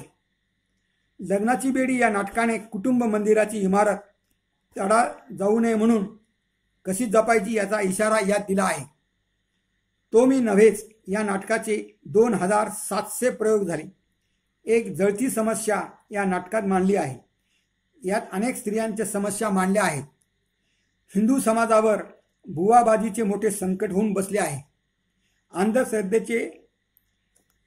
अंधश्रद्धेची पाळेमुळे खणून काढल्याशिवाय बुवाबाजी नष्ट होणार नाही. या अनुषंगाने बुवा तेथे बाया या नाटकाचा जन्म झाला. अशा नाटकातून त्यांनी समाजाला समज दिली आहे. भ्रमाचा भोपळा, डॉक्टर लागू अशी नाटके त्यांनी लिहिली. प्रीतिसंगम हे नाटक तर त्यांनी मृत्यूपूर्वी 1 वर्ष आधी लिहिले आणि ते नाटक अजरामर झाले. त्यांचे विनोद आपल्याला खळखळून हसवतो. या अष्टपैलू व्यक्तिमत्वास त्यांच्या जन्मदिनानिमित्त कोटी कोटी प्रणाम. धन्यवाद. विनोद आणि अत्रे यांचं अतूट नातं होतं. हशा आणि टाळ्या यांचं सुंदर मिलन म्हणजे आचार्य अत्रे. ते अत्यंत हजरजबाबी होते. कोणत्या वेळी काय बोलायचं आणि सभेवर आपलं नियंत्रण कसं मिळवायचं याची त्यांना पूर्णपणे जाण होती. एकदा पुण्याच्या फर्ग्युसन कॉलेजमध्ये अत्र्यांचं व्याख्यान आयोजित केलं होतं. एम्फी थिएटर गच्च भरलेलं होतं. त्यात काही टार्गेट विद्यार्थी पण होते. आचार्य अत्र्यांनी आपल्या व्याख्यानास सभ्य गृहस्थ हो अशी सुरुवात केली. त्यांच्या तोंडून हे शब्द बाहेर पडताच 3ऱ्या मजल्यावरील एका विद्यार्थ्याने ओ असा जोरदार प्रतिसाद दिला. त्यावर आचार्य तत्काळ उद्गारले, मी तुम्हाला नाही सभ्य लोकांना साथ दिली. हे ऐकताच संपूर्ण सभागृह हशा आणि टाळ्यामध्ये जणू काही वाहून गेले. अशी हजरजबाबी तत्काळ विनोदाची त्यांची अनेक उदाहरणं देता येतील. यावरच आता अधिक प्रकाश टाकत आहेत सौ पद्माताई बंकापुरे. नमस्कार, मी सौ पद्मा शरद बंकापुरे. झाले बहु होतील बहु, पण आचार्य अत्रे सम आचार्य अत्रेच. विनोद विद्यापीठाचे आद्य शंकराचार्य श्रीपाद कृष्ण कोल्हटकर, त्यांचे शिष्य राम गणेश गडकरी आणि गडकऱ्यांचे शिष्य आचार्य प्रल्हाद केशव अत्रे अशी विनोदाची परंपरा आहे. श्रीपाद कृष्ण हे आचार्य अत्रे यांचे परात्पर गुरुनाम गुरु होते. श्रीपाद कृष्णांनी खऱ्या अर्थाने मराठी विनोदाचा पाया घातला. त्यांच्या शिष्याने चौथरा उभा केला. चि.वी. जोशी, दत्तू बांदेकर, गंगाधर गाडगीळ, रमेश मंत्री, सुभाष भेंडे, जयंत दळवी यांनी विनोद मंदिराचा गाभारा उभारला. पु ल देशपांडे यांनी विनोद मंदिराचा कळस उभारला आणि अत्रे विनोद मंदिराच्या कळसावरील फडकती पताका होय. या दोन्ही गुरु शिष्यांच्या विनोदाची जातकुळी क्लिष्टता कृत्रिमतेची होती, पण आचार्य यांचा विनोद सहज, सोपा, उत्स्फूर्त, मुक्त, प्रसन्न असा होता. मुक्त हास्य, प्रसन्न हास्य, उत्स्फूर्त हास्य ही अत्रे यांच्या विनोदाची व्यवच्छेद लक्षणे होत. एखाद्या सभागृहात 2-2.5 हजार लोकांना हसवणे तितकेसे अवघड नाही, पण खाली जमीन आणि वर आकाश यामधील अशिक्षित, असंस्कृत, अडाणी लोकांना, ज्यांना खायची भ्रांत आहे, तिखट व मीठ मिसळून तेलाऐवजी त्यात पाणी घालून खाणाऱ्या अडाणी जनांना हसवणे अतिशय कठीण होते. पण 25,000च्या सभा, 1,00,000-1.5 लाखांच्या सभांना हसत ठेवणे हा अत्रे यांचा हातखंडा विषय होता. 20-20 मिनिटे हशा आणि 20-20 मिनिटे टाळ्या ही अत्रे यांचे वैशिष्ट्य होते आणि टाळ्या हे अत्रे यांचे वेड होते. नासी फडके म्हणत असत, कष्टसाध्य हास्य निर्माण करणारे महाराष्ट्रात खूप आहेत, पण उत्स्फूर्त हास्य, मुक्त हास्य, प्रसन्न हास्य, खळखळून हास्य आणि खदखदून हास्य निर्माण करणारा अत्रे यांच्याशिवाय दुसरा विनोदी लेखक दाखवता येणार नाही. अशी प्रचंड हास्याची मेजवानी अत्रे यांनी महाराष्ट्राला दिली. साऱ्या महाराष्ट्राला हसायला शिकवले. असे म्हटल्यास या विधानाला अतिशयोक्तीचा वास येऊ नये इतके विनोदी एकरूप अत्रे झाले होते. विनोद हा अत्रे यांचा स्थायीभाव आहे किंवा होता म्हणा. विनोदाचे असंख्य प्रकार, अभिजात विनोद, प्रसंगनिष्ठ विनोद, शब्दनिष्ठ विनोद, कल्पनानिष्ठ विनोद, विरोधाभासातून निर्माण होणारा विनोद, कलाटणी किंवा कडेलोटी विनोद, अतिशयोक्तीतून विनोद, विसंगतीतून विनोद, या सर्व विनोदी प्रकाराचा मुक्तहस्ते उधळण करणारा विनोद सम्राट अत्रेच होत. हजरजबाबी तत्काळ विनोद हेही अत्रे यांचे महत्त्वाचे वैशिष्ट्य होते. आचार्य अत्रे यांच्या मृत्यूने साहित्य, नाट्य, राजकारण व पत्रव्यवसाय या क्षेत्रातील एक भारी आसामी गेली, यात काहीच शंका नाही. या प्रत्येक क्षेत्रात असामान्य कर्तृत्व गाजवणाऱ्या अनेक व्यक्ती आपणास सापडतील. साहित्य घेतले तर आचार्य अत्रे यांच्याच जोडीने फडके, खांडेकर आदी नावे आपोआपच आठवतात. तीच गोष्ट नाट्यसृष्टीची, राजकारणाची व पत्रव्यवसायाची. या प्रत्येक क्षेत्रात आचार्य अत्रे यांच्या बरोबरीने आणि काही गोष्टीत तर त्यांच्यापेक्षा काकणभर जास्त कर्तृत्व गाजवणारे व्यक्ती त्यांच्या हयातीत होऊन गेल्या आणि पुढेही होतील. पण या चारही क्षेत्रात एकदम मर्दुमकी गाजवण्याचे श्रेय केवळ आचार्य अत्रे यांनाच दिले पाहिजे.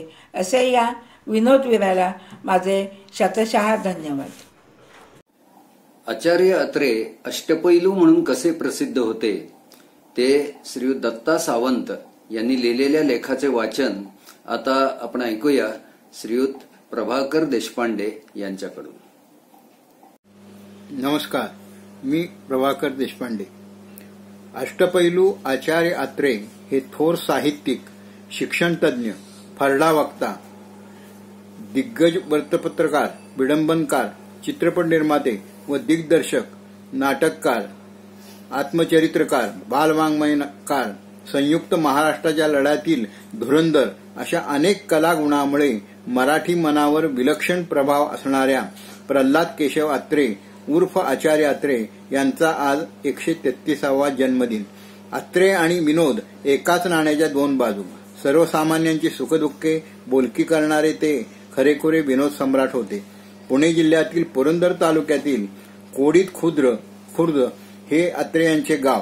13 ऑगस्ट 1898 रोजी या गावातच त्यांचा जन्म झाला.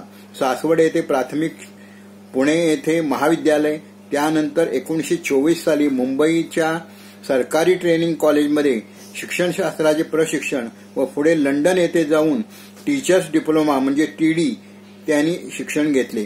पुण्यातील कॅम्प एज्युकेशन सोसायटीच्या शाळेत प्रथम शिक्षक व पुढे प्राचार्य म्हणून सलग 18 वर्षे ते कार्यरत होते. आचार्य अत्रे यांचे मराठी बरोबरच इंग्रजीचे वाचन विपुल होते. वयाच्या 18व्या वर्षापासून म्हणजे 1916 पासून प्रथम मकरंद व नंतर केशव कुमार या टोपण नावाने त्यांनी अनेक मासिकातून काव्यलेखन केले. झेंडूंची फुले हा त्यांचा विनोदी व विडंबन कविताचा संग्रह. 1933 साली लिहिलेल्या साष्टांग नमस्कार या नाटकापासून ते नाटककार म्हणून प्रसिद्धीस आले व पुढे चित्रपटसृष्टीतही त्यांनी प्रवेश केले. 1939 नंतर त्यांनी मुंबईला स्थलांतर केले. श्यामची आई या चित्रपटात सर्वोत्कृष्ट चित्रपटाचे राष्ट्रपती सुवर्ण पदक मिळाले. नंतर महात्मा फुलेला रौप्य पदक मिळाले. मी कसा झालो हे त्यांचे आत्मशोधन होय. करेचे पाणी या 5 खंडातील विस्तृत आत्मचरित्रात अत्रे यांनी आपली जीवनकथा सांगितलेली आहे. आचार्य अत्रे सुरुवातीला स्वातंत्र्य चळवळीत सहभागी होत. काँग्रेसमध्ये सक्रिय झाले, परंतु फाळणीचा निर्णय त्यांना आवडला नाही म्हणून ते काँग्रेसमधून बाहेर पडून समाजवादीकडे वळले. पुढे त्यांनी संयुक्त महाराष्ट्राच्या लढ्यात उडी घेतली. 15 नोव्हेंबर 1956 रोजी त्यांनी मराठा हे दैनिक सुरू केले. महात्मा फुले, संत गाडगे महाराज, डॉक्टर आंबेडकर या सर्वांविषयी त्यांना प्रचंड आदर होता. आंबेडकरांविषयी तर त्यांचे खूप जवळचे संबंध होते. आंबेडकरांच्या मृत्यूनंतर अत्रेंनी त्यांच्यावर लिहिलेली अग्रलेखांची मालिका वाचून लोक अक्षरशः रडत होते. 1962 साली अत्रे पुण्यातून लोकसभेसाठी आणि मुंबईतून विधानसभेसाठी उभे होते. एकत्रित झालेल्या निवडणुकीत अत्रे पुण्यात लोकसभेला पडले, परंतु मुंबईहून विधानसभेसाठी ते जिंकले. विधानसभेला जिंकलो या आनंदापेक्षा पुण्यातील पराभव त्यांच्या जिव्हारी लागला होता. 1967 सालच्या लोकसभा निवडणुकीसाठी अत्रे आणि मुंबई काँग्रेसचे नेते सखा पाटील यांच्या विरोधात जॉर्ज फर्नांडिस उभे राहिले. या निवडणुकीत सखा पाटील यांचा पराभव करून जॉर्ज फर्नांडिस विजयी झाले. दुसरीकडे आचार्य अत्रे मात्र 6000 मतांनी पडले होते. या निवडणुकीनंतर 2च वर्षात 13 जून 1969 रोजी अत्रेंचं निधन झालं. अत्रे यांच्या हजरजबाबीपणाचे अनेक विनोदी किस्से आजही ऐकवले जातात. त्यांच्या आज जन्मदिनानिमित्ताने आचार्य अत्रे यांना शतशः प्रणाम. धन्यवाद. मगाशी मी आचार्य यांच्या जीवनविषयक दृष्टिकोनाबद्दल बोलत होतो. ते म्हणतात, रोज सकाळी सूर्याबरोबर नवीन जीवन जन्माला येते. चिरंतन नाविन्य म्हणजेच जीवन. जीवनाच्या आकर्षणाला अंत नाही. मला जीवनाचा लोभ नाही, पण ओढ आहे. चोहोकडून ते मला हाका मारते आणि त्या ऐकू आल्या म्हणजे शाळेतून सुटलेल्या पोराप्रमाणे सारे देहकण जीवनाकडे धावत सुटतात. त्यांच्या जीवनाविषयी सांगत आहेत सौ वसुंधराताई विदार. आचार्य अत्रे एक अष्टपैलू व्यक्तिमत्व. लेखिका गौरी टिळेकर. मी वसुंधरा विदार प्रल्हाद केशव अत्रे यांच्या स्मृतिदिनी त्यांच्याबद्दल थोडेसे बोलत आहे. संपूर्ण महाराष्ट्राला परिचित असणारे व्यक्तिमत्व म्हणजे आचार्य प्रल्हाद केशव अत्रे यांचा जन्म 1898 साली झाला. त्यांचे बाळपण सासवडला गेले. मामाकडे राहायला आल्यानंतर पुण्याचे बगीचे रूप आपल्या डोळ्यात साठवून खेळणाऱ्या अत्रे यांनी पुढे काही वर्षानंतर पुण्यात ते स्थायिक झाले. पुण्यात राहिल्यानंतर पुण्यातील गल्लीपासून वाड्यापर्यंतची माहिती अतिशय विनोदी शैलीत त्यांनी आपल्या पुस्तकातून मांडली. अत्रे हे महाराष्ट्रातील अत्यंत नावाजलेले निर्भीड लेखक, पत्रकार, संपादक, कवी, नाटककार, हिंदी मराठी चित्रपटांचे निर्माते, राजकारणी व प्रभावी वक्ते. संयुक्त महाराष्ट्र चळवळीतील त्यांचे योगदान अत्यंत लक्षणीय आहे. आपल्या भारदार लेखणीने, वाणीने त्यांनी संयुक्त महाराष्ट्र चळवळीत आपले मोलाचे योगदान दिले. अत्र्यांची भाषणे आणि अग्रलेख विशेष लोकप्रिय आणि प्रभावी आहेत. अत्र्यांनी निर्भीड पत्रकारिता आणि वक्तृत्व हे त्यांचे विशेष. त्यांच्यातील स्पष्टवक्त्या पत्रकाराने आणि लेखकाने कधीही कोणाची भीती बाळगली नाही. संयुक्त महाराष्ट्र चळवळीच्या दरम्यान त्यांनी दिलेले अग्रलेख आणि त्यांचे भाषण त्यांच्या ह्या निर्भीड आणि स्पष्टवक्तेपणाचे उत्तम उदाहरण आहे. जनमानसावर त्यांचा प्रचंड पगडा होता. आपल्या वक्तृत्वाने ते श्रोत्यांना भारावून टाकत. संयुक्त महाराष्ट्र चळवळीमध्ये त्यांनी महत्त्वपूर्ण भूमिका बजावली होती. अत्रे एक महाराष्ट्रातील झंझावती व्यक्तिमत्व होते. साहित्य, शिक्षण, नाटक, चित्रपट, राजकारण व पत्रकारिता अशा विविध क्षेत्रात त्यांनी आपला ठसा उमटवला होता. काही काळ ते महाराष्ट्र विधानसभेत आमदारही होते. आचार्य अत्रेंनी 1933 मध्ये नाट्य चित्रपटसृष्टीत प्रवेश केला. ब्रह्मचारी, ब्रँडीची बाटली, पायाची दासी, धर्मवीर हे त्यांचे उल्लेखनीय चित्रपट. साने गुरुजींच्या श्यामची या पुस्तकावर त्यांनी 1953 साली चित्रपट बनवला. 1954 साली या चित्रपटाला पहिले राष्ट्रपती पदक मिळाले. अत्र्यांच्या बहुतांश चित्रामध्ये विनोद आणि सामाजिक आशय याचे चपखल मिश्रण आढळून येते. नाशिक येथे 1942 साली भरलेल्या 27व्या महाराष्ट्र साहित्य संमेलनाचे ते अध्यक्ष होते. 38वे नाट्यसंमेलन बेळगाव 1955, 10वे मराठी पत्रकार संमेलन 1950 आणि बडोदे, इंदूर, ग्वाल्हेर येथील प्रादेशिक साहित्य संमेलन यांची अध्यक्षपदीही त्यांनी भूषवलेली होती. 13 जून 1969 मुंबई येथे त्यांचे निधन झाले. त्यांच्या स्मृतीला माझे विनम्र अभिवादन. अत्रे म्हणजे वाद किंवा अत्रे आणि वाद या एकाच नाण्याच्या दोन बाजू होत्या. त्या काळी अत्र्यांचे अनेक थोर लोकांशी वाद झाले. काही पडद्याआड झाले तर काही जाहीर वाद झाले. अत्रे माटे, अत्रे फडके, अत्रे वरेरकर असे अनेक वाद आपल्याला माहिती आहेत. मात्र ज्याच्याशी वाद घातला त्याच्या मृत्यूनंतर अत्रे तो वाद विसरून, ते भांडण विसरून त्यावर पडदा टाकीत असत. आपल्या मराठा आणि नवयुग या वृत्तपत्रांमध्ये अत्र्यांनी लिहिलेले मृत्यूलेख याची साक्ष आहेत. त्यांचं समाधीवरील अश्रू हे पुस्तक खरोखरच डोळ्यात पाणी आणणारं आहे. पंडित जवाहरलाल नेहरू यांना आचार्य अत्रे यांनी वाहिलेल्या श्रद्धांजलीचे वाचन करीत आहेत आमचे सर्वात ज्येष्ठ सदस्य श्रीयुत सुहास जोशी काका सर. मी सुहास जोशी. भारताचे ऋतुराज या अग्रलेखात आचार्य अत्रे यांनी म्हटलं, व्यक्तिगत आणि सार्वजनिक जीवनात त्यांच्या इतका अंतर्बाह्य शुद्ध, सुंदर आणि पारदर्शक पुरुष क्वचित पुन्हा पाहायला मिळेल. महाकवी कालिदास ज्याप्रमाणे म्हणतो, किमी व ही मधुरानाम मंडन आकृती नाम, जातीच्या सुंदराला काही शोभतं. त्याप्रमाणे नेहरूंच्या दोषांनीही त्यांना सद्गुणांची उलट शोभाच वाढवली होती. किंबहुना दोष आणि सद्गुण यांचा अपूर्व मनोहर समन्वय नेहरूंच्या व्यक्तिमत्वात झाल्यामुळे नेहरू एक पूर्ण चंद्राप्रमाणे अत्यंत आल्हाददायक वाटत होते. नेहरूंच्या व्यापक आणि समृद्ध जीवनात परस्पर विरोधी वैशिष्ट्यांचे अनेक प्रभाव वाहत होते. हेच त्यांच्या लोकप्रियतेमुळे रोमहर्षक रहस्य होतं. नेहरूंच्या पार्थिवाला अग्नी दिल्यानंतर आचार्य अत्रे यांच्या मनात उसळलेल्या दुःखांच्या भावना अग्न्यास्वा या अग्रलेखातून अत्यंत काव्यमय शब्दात बाहेर पडला. राजघाटातील चंदन काष्ठांच्या त्या राशीतून प्रथम मूर्तिमंत यमाच्या कृत्य आणि लाल भडक नेत्राप्रमाणे धगधगणारी एक ठेंगी वर उसळली. मग तिचं रूपांतर यमाच्या कराळ जिभेप्रमाणे अधाशीपणे लवळणाऱ्या एका ज्वालेत झालं. त्या एका ज्वालेतून शेकडो ज्वाळा यमदूतांच्या सेनेप्रमाणे उतरला आणि एकमेकींना पेट्या मिठ्या मारून आकार विकार व्यक्त करू लागल्या. मग धुरांच्या लाटेची काळीकुच्च संहार ध्वजा आकाशापर्यंत फडकावीत साक्षात यमराज आपल्या विराट देहाच्या कणाकणातून अंगार घालीत तेथे प्रगटला.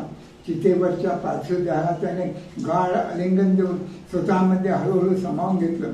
साऱ्या धर्माचे, साऱ्या जातीचे, साऱ्या वयाचे, साऱ्या वर्णाचे आणि साऱ्या वर्गाचे लोक पोरका झालेल्या अभ्रटाप्रमाणे तेथे जमून आक्रंदत होते. त्या समुदायांच्या 20 लाख नेत्रातून वाहणारी विराट ढवळ अश्रुगंगा जवळून वाहणाऱ्या यमुनेच्या काळ्या फोड प्रवाहात मिसळत होती. एकेका अश्रूतून जळून या अखंड भारत देशामधली 45 कोटी जनता आकांत करीत होती. नेहरू, जवाहर, स्वातंत्र्यासाठी, शांततेसाठी, निसमतेसाठी आमरण प्रखरतेने जळत राहिलेल्या जीवनाची ज्योत हिमालयावर तिचा देहरूपी अवशेष जो उगला होता तो अशा रीतीने अग्निनारायणापाशी एकरूप झाला. अग्नेय स्वाहा, अग्नेय स्वाहा. असे हे चतुरस्त्र व्यक्तिमत्व आचार्य अत्रे. जीवन भरभरून जगणारे, आपल्याच मस्तीत जगणारे, समाजाच्या सर्व अंतरंगात वावरलेले, मजुरापासून ते महाराजापर्यंत, शाळा मास्तरापासून ते गिरणी मालकापर्यंत आणि कंगालापासून ते कुबेरापर्यंत अनिरुद्ध संचार केलेले अत्रे.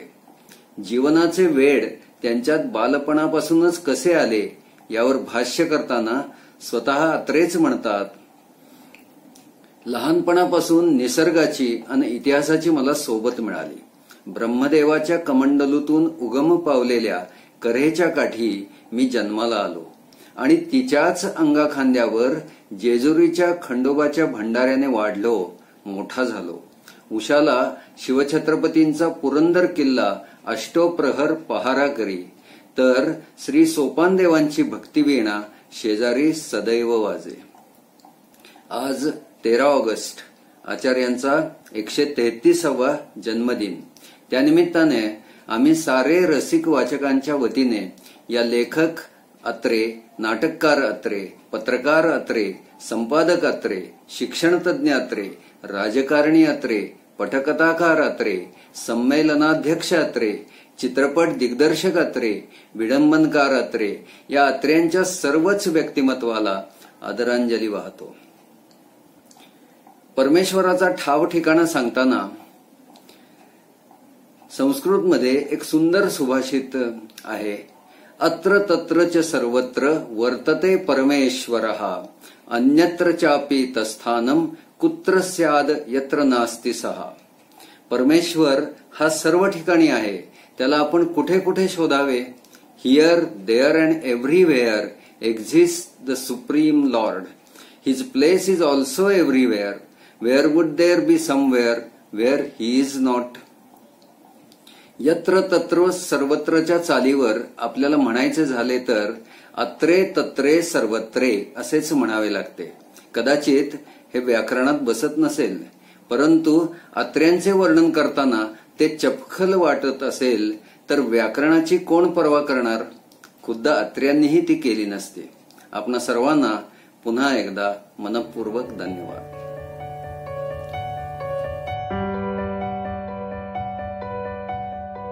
thank you.